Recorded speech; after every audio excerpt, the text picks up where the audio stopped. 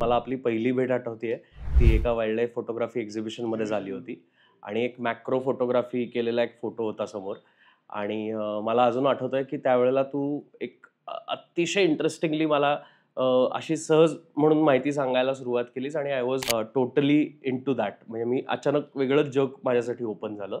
ती माहिती अशी होती की मोबाईलच्या स्क्रीन्स कुठल्यातरी किड्यांच्या अभ्यासातनं बायोमिमिक्री मधनं तयार होत आहेत आणि आता तशी टेक्नॉलॉजी डेव्हलप होतीये.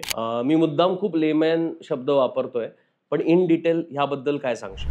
जुने मोबाईल जर बघितले आपण तर त्याच्यात आठवत असेल तर आपल्याला उन्हात गेलं की स्क्रीन दिसायची नाही, की सगळं हेझी होऊन जायचं कारण ते प्रकाश पडल्यानंतर दिसायचं नाही. पण नंतर Qualcomm नावाची एक जी अमेरिकन कंपनी आहे, तर त्यांनी त्याच्यावरती बऱ्यापैकी रिसर्च केला आणि फुलपाखरांच्या पंख जे असतात त्याच्यावरती जे स्केल्स असतात, या स्केल्समधून एक पर्टिक्युलर रंग आपल्याला जेव्हा दिसतात, की एक ठराविक वेव्हलेंथ असते आणि त्याच्यावर प्रकाश पडला की जे रिफ्लेक्ट होऊन येतं, त्याच्यामुळे आपल्याला फुलपाखरांचे पंख दिसतात, भर उन्हात सुद्धा दिसत असतं. ती टेक्नॉलॉजी त्यांनी डेव्हलप केली, जेणेकरून फुलपाखरांच्या पंखासारखं एक स्क्रीन तयार केली. त्याच्यावरती जर सूर्यप्रकाश पडला तरी आतलं जे फंक्शनिंग असतं किंवा आतलं जी स्क्रीन असते ती आहे तशी दिसते. तर अशा पद्धतीने बायोमिमिक्री म्हणतात त्याला, की फुलपाखरापासून प्रेरणा घेऊन त्यांनी ती स्क्रीन डेव्हलप केली आणि आता आपल्याला भर उन्हात सुद्धा स्क्रीन व्यवस्थित दिसू शकते.